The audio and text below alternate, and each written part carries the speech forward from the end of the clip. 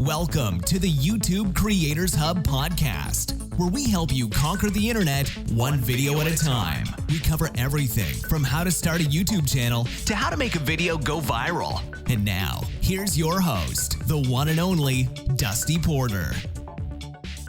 Hello, everyone, and welcome to episode 344 of the YouTube Creators Hub podcast, where each and every Friday I release a 30 to 45-minute interview with a wonderful YouTube creator, video marketer, someone to help you kind of get a behind-the-scenes looks of kind of what it looks like to succeed on YouTube, and also help you either start, grow, or monetize your own YouTube channel. So if that sounds interesting or intriguing to you, stick around. You can also subscribe wherever you listen to your podcast. It's absolutely free. We do give you a couple of ways to support us. The first way is with our sponsor, TubeBuddy. You can use our link down below to get a free month or 30-day trial of TubeBuddy. So if you've been thinking about it or on the fence, or if you've heard folks talk about TubeBuddy or that tool that helps YouTube creators just make their YouTube life that much easier, check it out. You get a full month with us, and it helps us out, obviously. And then the big one right now is our Patreon campaign with our mastermind group. We have a mastermind group that it looks like we may have to split in half because of how much success and popularity we have. If you go to patreon.com/DustyPorter and support us at the $5 executive producer or mastermind group tier, you get access to that mastermind group for this month in March. It is on the 30th. And then in April, you will get access to be a part of that mastermind group where we hop on a call for a little over an hour and we talk about a topic, or we talk about things that are bothering us or struggles we're having as creators, and we just bounce ideas off of each other. It's just a great way to kind of rub shoulders with other YouTube creators, and that price will be going up in May. I'd like to give a shout out for this week's patrons. We have Orlando Hubbard from Idea Splurge on YouTube. We have David R. with O2 Hero. We have Cybermind, 8 Eddie, Joe O, Jen B, Indie Gamiacs, Bez R, Tucker C, James Woods, and Danny Cobb. Thank you all for supporting me. Those last four are new patrons just this week. So you also get a shout out on a show once a month or month and a half, depending on how many patrons we have at the time.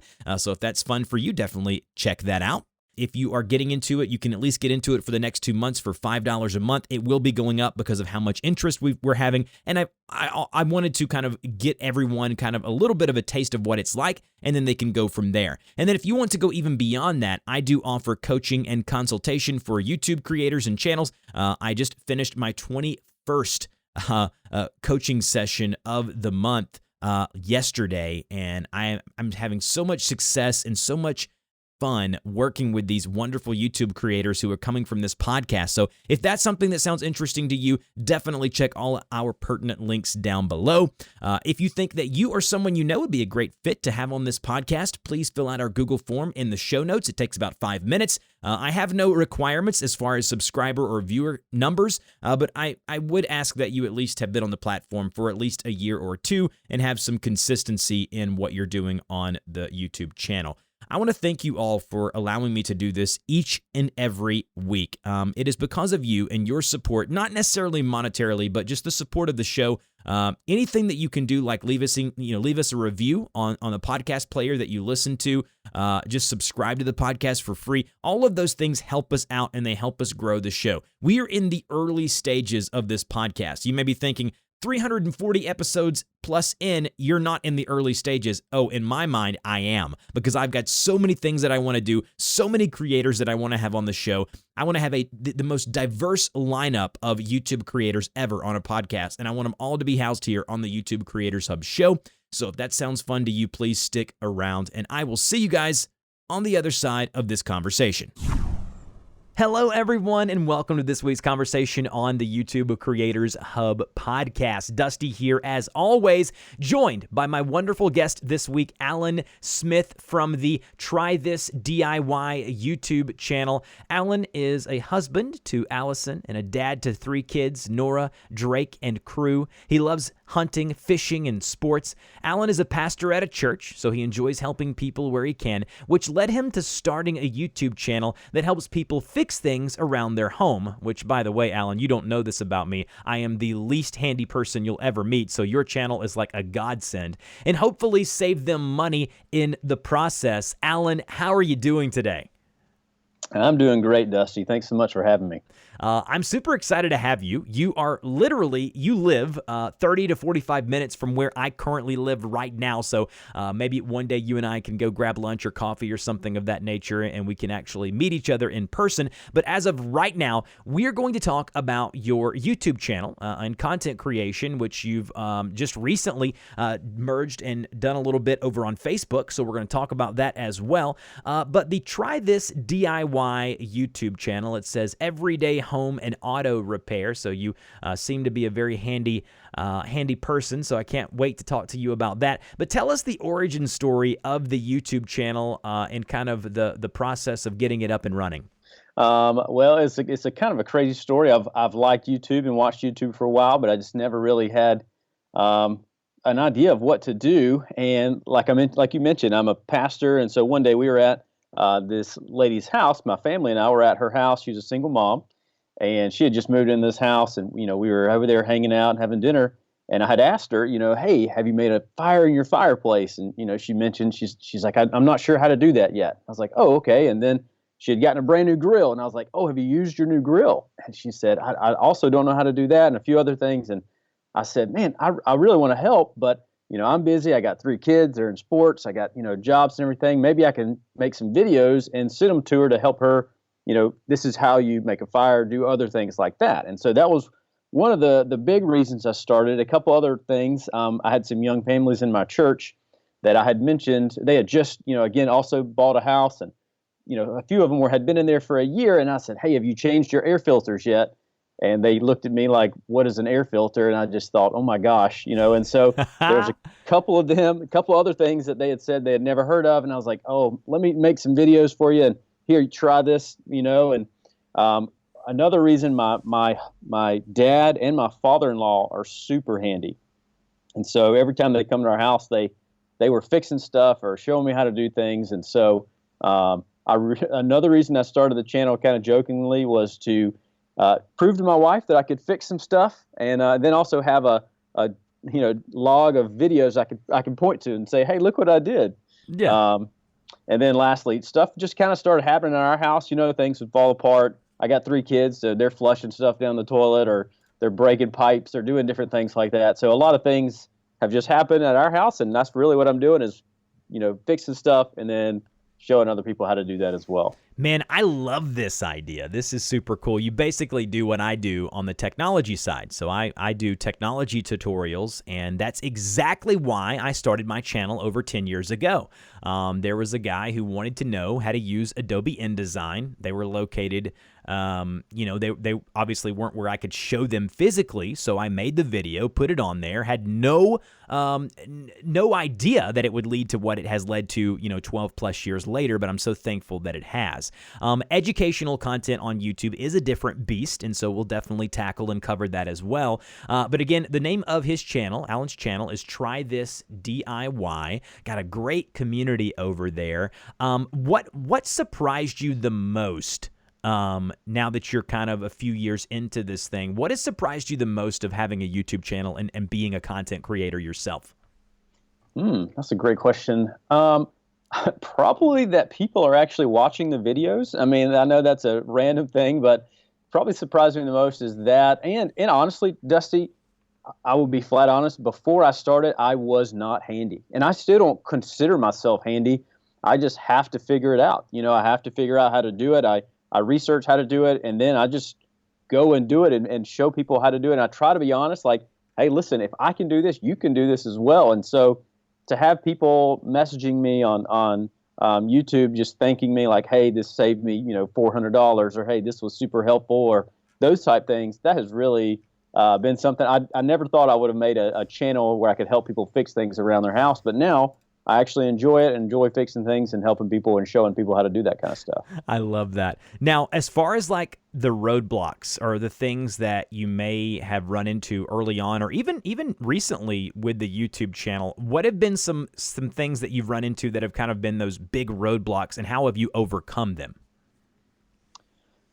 Some of the big roadblocks, and you mentioned this a lot on your channel, and I appreciate that, is kind of looking to the right and to the left, when you're kind of doing your best, and then you look over and people are like I don't know, you're making very similar videos to someone else and they're crushing it, and you're like, you want to encourage them, and you're telling them great job, but you're like asking, why is mine not going as well? Yes. Or different things like that. That's kind of been a struggle. And then also just a big thing for me is time. I got 3 kids, they're all in sports, full-time job, married, all these kind of things. And so just figuring out how to make time to edit videos, shoot videos, and do things like that. Those are probably some of my biggest roadblocks. As a family guy, myself, 2 very young kids, married as well, how do you balance your time with your full-time job, with your family? What are some systems you've put in place? What are some things that you've kind of done to help yourself manage time? Because I see that you are very consistent, and that's one of the things you mentioned to me in setting this interview up, is that you really have tried to be consistent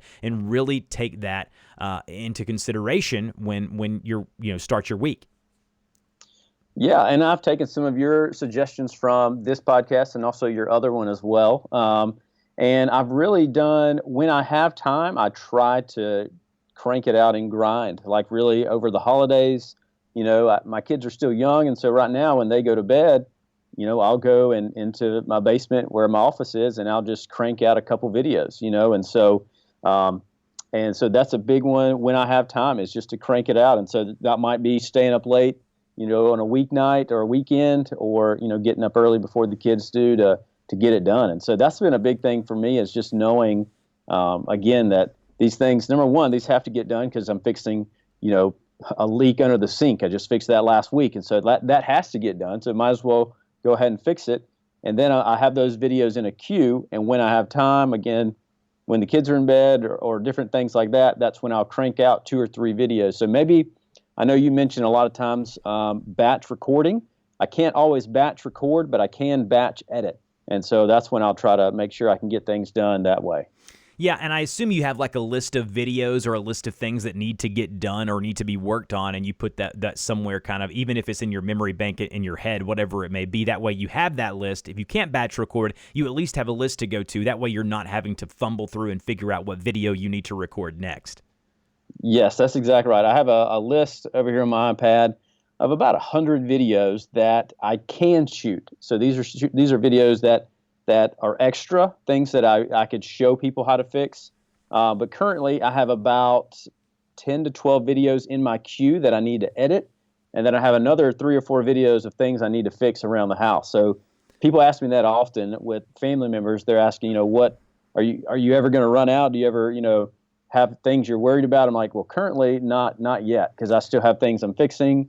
Last week I shot one at the church, and so I'm always open to keep shooting videos, but I know I have those that I can always go back to, whether that's highlighting an item that I use or even, highlighting something else, a tip or trick that would help you, do stuff with DIY in the home.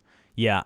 If you're listening to this podcast, you're more than welcome to steal this idea from me. I've always had this idea, and Alan, tell me what you think about this idea, where basically, like I told you at the beginning of this episode, I can fix almost any problem you have with technology. You're having a problem with your computer, I'm your guy. You got a problem with your new iPhone, I'm your guy. But if you need me to put something together, it will take me twice as long, and the quality may not always be the best.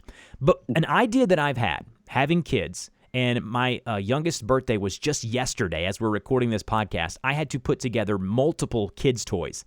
The idea that I've had for a YouTube channel is for somebody to contact all of these big toy manufacturers and basically have them send them the product and say, hey, listen, I'm going to post a tutorial video on how to properly set up and build this toy or this product, and just put that on YouTube as like the toy guru or whatever you want to call your channel or whatever it may be. And I promise it'll blow up. Now, it's going to be the next thing we talk about, which is evergreen content. It's going to be that. So I do want to use this as a good transition to talk about evergreen content. It's a passion of mine. And Alan, I assume you know that this is what you're doing, but you use one of your videos, for instance, how to fix a deep freezer that isn't cooling, easy fix. It's already got almost 60,000 views. You posted this 2 years ago, but that video is going to continue to get views for 5, 10, 12 years in the future, because people are always going to need to know how to fix a deep freezer. Is this something that you think about, and is evergreen content kind of the basis, and search content kind of the basis of what you're building your channel around? 100%. And so I didn't know when I first started that it was called Evergreen. I just knew that I had used it. I'd used YouTube to fix a few things around the house, and then honestly, when my father-in-law was in town, we were fixing something. We were actually turning an old attic space into like a reading nook in my kid's room. And I just, we did it, and I was like, "How in the world are you doing this?" And he said, "Well, I just watched a few YouTube videos on how other people did it, and then I, just kind of replicated that." And I thought, "Man, that's crazy." And then I was thinking through that, and I started looking at those videos, and like you said, some were 7 years old, and I was thinking, "Man, these guys are making videos, and they're being able to be used for years and years and years." And so that was one of the reasons why I made the channel as well, because I have a couple other YouTube channels that I've kind of done and left and stuff like that while I've been doing my DIY channel, just because I like the idea of the evergreen content, knowing that I can make a video today and hopefully it'll still be relevant like you said, 5, 10, 15 years from now. And so that is a big reason why I have my channel, because I have multiple friends. We'll probably get to this question later. I have multiple friends that are on YouTube as well that kind of started around the same time as me, but their content is not evergreen. And so they have to make a video each week for what's going on at that time. And it kind of has a short shelf life, and then it's to the next week. And so I know mine is going to continue each week to grow. I was looking at my analytics as you were talking. I have a video that is 9 years old. I recorded the video probably, obviously over 9 years ago, and it still gets about 5,000 to 8,000 views a week. And there are so many people who do YouTube that the power of having each video you produce work for you years later. And that's the beauty of like these podcasts that we do. Like this podcast we're recording right now will still be relevant and helpful to YouTube creators. And you mentioned to me off air, you're like, "Hey, I've listened to your older episodes," and you can kind of attest to this. These are things that you can really utilize and take to your advantage as you think about creating content. And Alan, how does it impact how you think of your content when you're producing your videos? Does it change anything? Does it impact anything, knowing that you're wanting these to be valuable years to come? Yeah, I mean, again, it helps me to know. And sometimes I will mention when I have made it, or I'll say like, "Hey, at this time, this is what I have," or "This is what we use now." And so, because, again, 10 years down the road, they might have, going back to that freezer video, they might have a different type of relay switch, or they might have a different type of way to fix that, or they might even have a different, type of system. But a lot of times the basic stuff is still there. So I might say to someone, "Hey, the links for this are, in the description. You can go check those out." And I will say, if they've updated this, I will try my best to update those items as well. I love that. What I normally do is I say, "Hey, if you've updated this software or this version, click the link in the description, for older version, or for newer version, I'm still working on it." You can always link back and forth, and the old stuff still's relevant, because what I found with like software, and it's most certainly the case about stuff that you're doing with like DIY, is that there will be people who have the old version of something. They have the old pickup truck you're talking about, or they have the old HVAC unit, or they have the old version of Photoshop. You get the point, right? There's going to be relevancy to this because people are not willing to change or pivot into the new stuff. Now, I want to ask you about monetization. How are you making money on the channel? I know you mentioned 3 different kind of baskets off air, so talk about each one of them in depth and kind of how you're doing it. Sure. The first way I make money, and we've kind of talked about here, is on ads on YouTube. I am been monetized for a little over a year, and so that's probably the best way that I've done that, is made money on ads. And then the second one is Amazon affiliates. And so again, like you said, when I post links in my description or different things like that, if people click on those links, then I'll get some money from that. And then I just started making money on Facebook. Really, I'm just using content that I've already posted on YouTube and just posting that on Facebook. I had a friend that does YouTube with me, and he told me about this. And so I'm also researching more into the Instagram and TikTok and all stuff like that to make a little bit extra money. My next thing, I know you didn't ask this question, but my next goal would be to get some brand deals. I've had a few where they've sent me items to make videos on. but I haven't had one yet where they paid me to make a video. And so that's a goal of mine, trying to get to that step next. And you talked about Facebook. Speak on that for a minute, repurposing your YouTube content over on Facebook. How has that process been, and what does that entail? Sure. Currently, all I do is I made a Facebook page, and then I just have been posting my shorts over to Facebook, which they're called Reels. And so I post them there, and it's mainly just, again, replicating that content from stuff I've already made. And so it's a little different. The Facebook community is a little bit, I don't know, maybe more harsh than the YouTube community, which is fine. Yeah. Because, again, any type of engagement helps, and more people see it, and more people, hopefully it helps more people. But yeah, so that's mainly what I've been doing. It's just I created a page, and then from there you can post Reels. And I had a few friends kind of join the page at first, and then after that, it's kind of started sending them out to other people. Yeah, unfortunately, different communities are going to be different. Now, I want to ask you about the YouTube Shorts thing, and you're kind of transitioning them to Reels on Facebook, and then you have, obviously, they're called TikTok videos for TikTok. So, with that being the case, how are you balancing doing fully fleshed out videos, normal videos? I don't know what to call them anymore. And then shorts, YouTube shorts. Like, how are you are you doing one video and then one short or vertical video a week, or how are you handling that? For 2 years, I mainly did one long video a week, and then I would kind of sprinkle in the shorts. But in 2023, my goal was to do one long video a week, and then also try my best to get to one short video a week as well.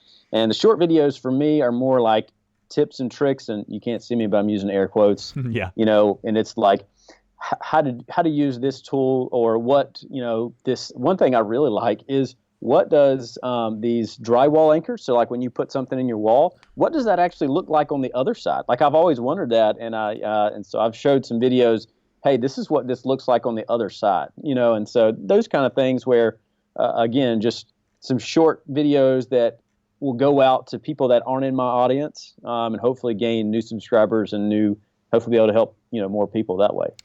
What is your production process? What does it look like? Because I want to know from start to finish, what does it look like? Everything that you use, the tools that you use, your thought process in planning the video and the production. Give us a start to finish rundown of what it looks like for you. Oh man, I knew you were going to ask this, because you asked this in your other videos, and I love hearing everyone else. They list all the things that I've never heard of, and I'm like, that's incredible. But I use my iPhone to shoot all the videos, so I have them on my iPhone. And then my wife is a photographer, so I'll use some of her lighting equipment, but that's pretty much it. That's any kind of nice stuff. But I use my iPhone, and then I put that into my computer, and then I use iMovie, and I edit my movie or my videos through that, and where I can add in, if I need to do some voiceovers or any kind of things or pictures or all that kind of stuff, and then I post them. And so it's pretty bare bones with all that kind of stuff. I haven't tried any of the cool stuff, again, that you kind of talk about on your channel yet. That might be something I get to at some point, but right now, that's pretty much it, what I use. And what do you do post, as far as like once you publish your video? I mean, are there any things that you've kind of implemented as far as systems that maybe you do once you've uploaded the video? Not that I know of. Are you talking about like what kind of things are you talking about there? Like, do you publish to other outlets? You talked about, republishing, repurposing to Facebook. Do you add anything as far as like the annotations or the different things like the end cards? Like, do you have anything special that you do there? I don't have anything super special. I do add, like you mentioned, to Facebook, and I have an Instagram, and I've just started reposting on that. I used to post. Each week I would post, as soon as I posted my video, I'd go post on Instagram, just to kind of like let people know that are my friends and stuff like that I posted a video, hoping that people would go and watch it then. But now, again, I'll take that stuff, and I'll, especially if it's a short, I'll post it on YouTube, then I'll post it on Instagram, and then I'll post it on Facebook as well. And so those are kind of the main ways that I do that. And I use the basic end cards and end screens from YouTube and that kind of basic stuff. And I do use TubeBuddy. I know that you mentioned that a lot of times, and I do recommend that. I know you always recommend it, and like you said, I don't know if it's the intro or the outro, but I do recommend using TubeBuddy. It does help you a lot just to kind of get some info out there, that kind of stuff. And so I use that at the very end to kind of do tags and all that kind of stuff. And that's kind of the main stuff I do with the video. That's kind of the basics again, what I do. As someone who does educational content and search-based stuff on YouTube, how deep do you dive into your analytics? And if you do dive into them at all, what are you looking for and what do you look at, and kind of how do they help you decide on things to do in the future?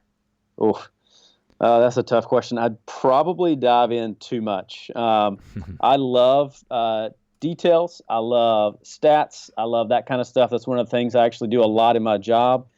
Just knowing, again, just all kind of different stuff like that. So I definitely look at all of my analytics a few times a day, just to kind of see what's going on. What are people looking at? They have, especially in the kind of DIY space, we have like tentpole events, where, hey, right now it's still February, but it's starting to warm up a little bit. And I'll look and I'll notice my analytics while I'm looking at them right now. I see some of my videos that are more outdoor videos are starting to kind of gain some momentum. And so I'll know that right now are some videos that people are searching for and looking for. And so with that in mind, then I'll start going back and making some of those videos. And so even though I have some of these videos in the queue where I've hung shelves and stuff like that, those videos usually do better when it's cooler and people are inside and looking for that kind of information.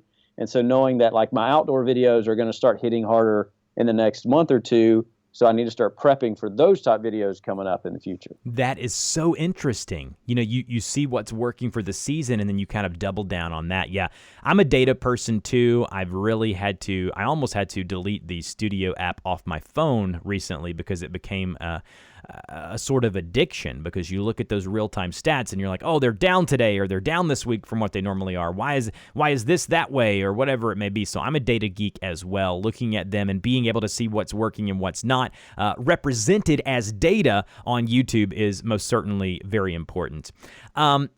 The next question is one of my favorites. I love asking this. What is something that you wish you would have known sooner? Now that you're kind of in this thing for a few years, you are indeed a YouTube creator, whether you believe it or not. Like a lot of us, sometimes we don't want to call ourselves that. But what is something that you look at now and you're like, man, or maybe it's a couple of things, like, man, I wish I would have known that sooner.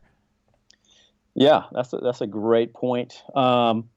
Kind of using this, I have a few answers to that. Using this, kind of going back to your last question, I wish I knew, like in my analytics, that it's not, and I still do it, and I look at it every time. I post a video, I give it a few hours, and I go look, and I really hope it's the #1 video, but that doesn't always, again, for my evergreen content and my type and my niche and everything like that, that doesn't mean a ton, because the video that you referenced, the video where I fixed the freezer, that sat at about, I think it was about 200 views for about a year.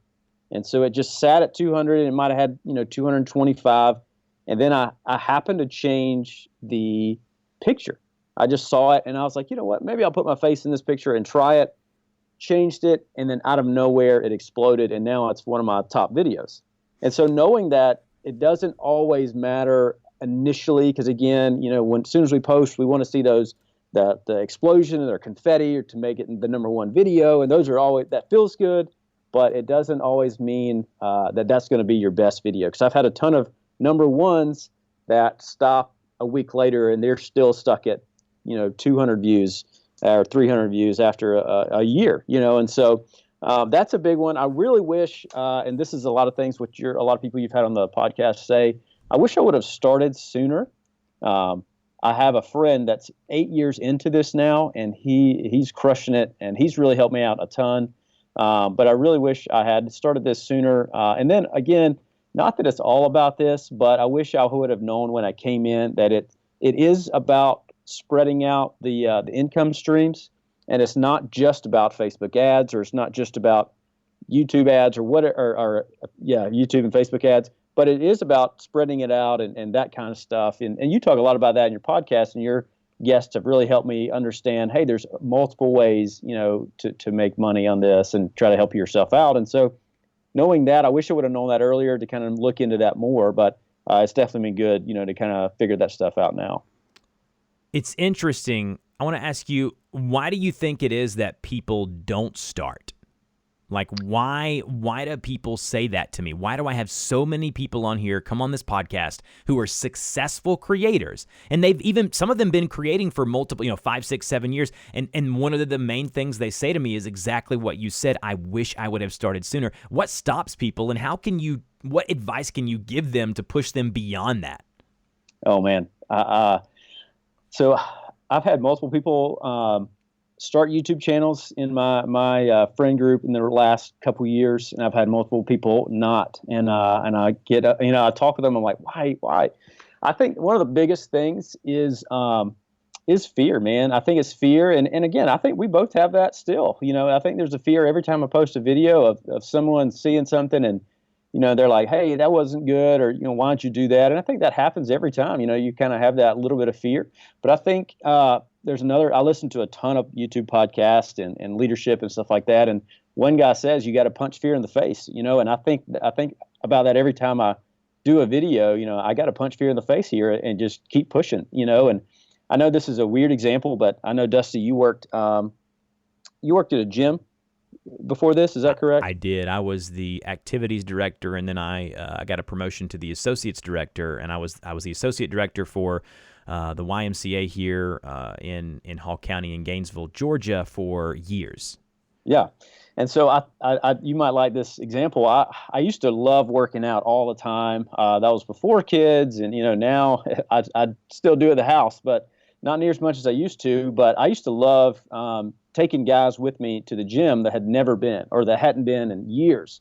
And they would always ask, they're like, or they'd always say, man, I'm nervous about what people think. And I don't know if you kind of saw this at the Y, but I noticed, because I was one of them, that, people aren't really watching you work out. They're more worried about if you're looking at them.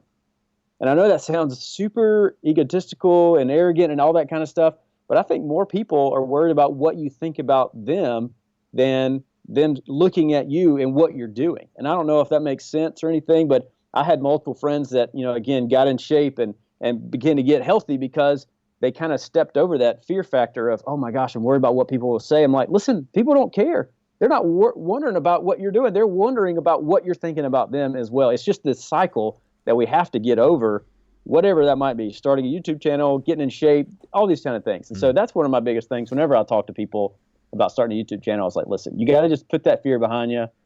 Things are going to happen. You're going to mess up. You're going to do some dumb stuff, but you just got to keep going and make it happen. Man, that is powerful, because you're exactly right. I know that even to this day, sometimes I think to myself, what are my, in quotations here again, real friends or people that I know in real life going to think about me being on YouTube or putting my face on a video or talking about this topic or whatever it may be? They don't care. Like they're worried about what's going on with them. And I guarantee you, once they see the success, they're not going to care how you got there or what you're doing.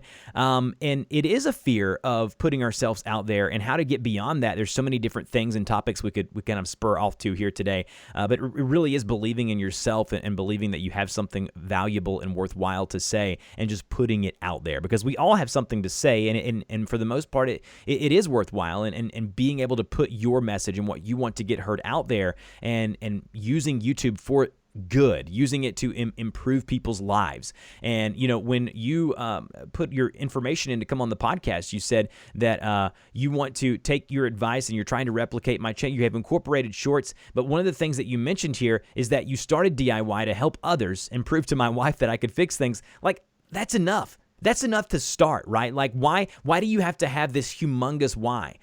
You want to have that. You want to have your target audience in mind, but maybe it's just something you want to do to see if you can do it. and then it turns into something. It always doesn't have to have the Mr. Beast probably didn't sit here and think to himself the first video that he uploaded that he was going to be the biggest YouTuber one day. He thought that maybe he'd want to get, his funny and interesting personality out there, and now look at him, right? So having aspirations are great, but just doing something and to begin something is powerful. And so I completely agree with what Alan says there. Alan, you've been a pleasure to have on this podcast. Can you let us know kind of what's next for you and the channel going forward in the future? And then on the end of that, let us know where we can get in touch with you. Yeah, sure. Man, for the channel right now, it's still just kind of pumping stuff out. Again, trying to get 2 videos out. Again, a great example, going back to the last question, I was worried about, could I fix things? And now I've been doing this for a couple of years. It's been great. And then hopefully in the future, I'd like to try to do a little bit of woodworking and try to start building stuff. That's kind of my next goal after I've fixed as many things as I can. I want to start trying to build some stuff.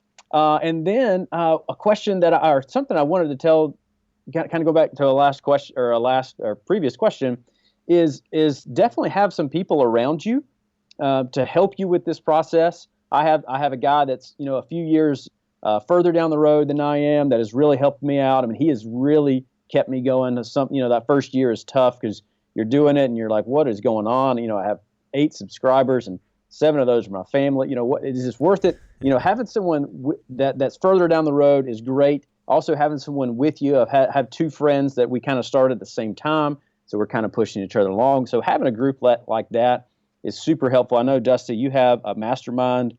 I'm not in this group, but I do recommend you getting in a group like that, and this is a great opportunity for you guys to jump in a group like that. But if you're interested, I would love to help you out. You can message me on Instagram. I know I've done that for a lot of your previous guests. I've messaged them. I've subscribed to their YouTube channel. I've watched them. What did they do well? What can I implement on my channel? And I know that's helped me out. And so if there's anything I can help you out with that are listening to this, I'd love to do that as well. Love it. Alan is Alan Smith from the TryThisDIY YouTube channel. He's been our guest today. Alan, thank you so much for all of these insightful nuggets that you shared with my audience today, and we will talk to you next time. Awesome. Thanks, Dusty. You've been listening to the YouTube Creators Podcast. We want to thank you and invite you to subscribe to the show, as well as support us on Patreon for great perks, such as having your YouTube channel featured on the show and a link on our website. Until next time, keep uploading those videos.